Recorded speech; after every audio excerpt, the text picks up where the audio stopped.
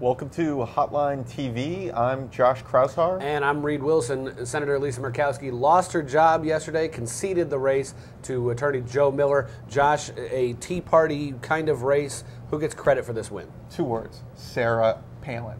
Sarah Palin, she doesn't have a perfect record when it comes to endorsements, but it's her home state. She still has significant popularity there. And whenever Sarah Palin endorses someone who no one's ever heard of, their name gets mentioned in the national media, it gets mentioned in the local press. That attention, that boomlet, when she endorsed Joe Miller, gave him the energy, gave him the attention he needed to get that final step to pull off the upset victory. I am completely and totally, I disagree with you. Let's put it that way. It wasn't Sarah Palin who won this race for Joe Miller. It was the Tea Party Express. Of all the outside groups around the country this year, from Club for Growth to the Republican National Committee to the National Republican Congressional Committee, the only one with a great record in primaries is the Tea Party Express. They went in for Sharon Angle.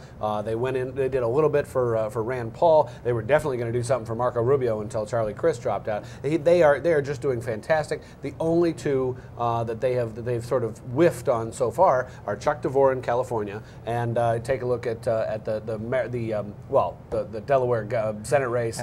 Christine O'Donnell. Sorry, I still think Mike Castle's a huge favorite in that race. Coming up on September 14th, I think it is. That's going to be a loss for them. But the Tea Party Express spent like $600,000 in Alaska, really swamped the field in the last couple of days, and that's when we saw the ballots move. It wasn't when Palin came out to endorse a few months ago. He was still unknown, and he never really raised a lot of money. He only raised $200,000 or something like that for the primary election. It was the Tea Party Express, their late money, and their beating up on Lisa Murkowski that really drove this thing into Joe Miller's hands. Reed, the Tea Party Express is one of the most overrated entities, overrated third-party organizations. And the fact that they're trying to play in Delaware, like you said, Christine O'Donnell, that is, there are a lot of conservative candidates that are tough to elect. Sharon Angle, clearly one of them, but she may well defeat Harry Reid. But Christine O'Donnell, if you talk to conservatives and Republicans alike, not only do they think she's unelectable in a state like Delaware, but she has a significant personal baggage that if she was the nominee would create a lot of embarrassment for both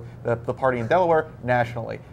This is a group that has not totally, it shares the aims of the Tea Party movement, but it's just one arm of the Tea Party movement. And the fact that they're going to Delaware, Dan Benishek, who actually won the nomination, but narrowly won the nomination against an establishment candidate, even though he was the front runner in the Michigan race for Bart Stupak's seat. The Tea Party Express is not a juggernaut, and it's played a role, but without Sarah Palin, no victory. The Tea Party Express is the only organization among the Tea Party groups that has spent significant time and significant money on any of these races. And Sarah Palin, how's Bob Ehrlich going to do in that Maryland governor primary, even though Sarah Palin endorsed some other guy who none of us have ever heard of? Name him. Can you name him? Brian Murphy. Oh, Brian Murphy. I got the Brian. I couldn't get the Murphy. Sarah Palin, there's no rhyme or reason for her endorsements. The ones she picks, and then they get off and they take off. That's where it's important. That's where she makes a difference. That's all the time we have for today. I'm Reed Wilson, and he's still wrong. I'm Josh Kraushaar. See you next time on Hotline TV.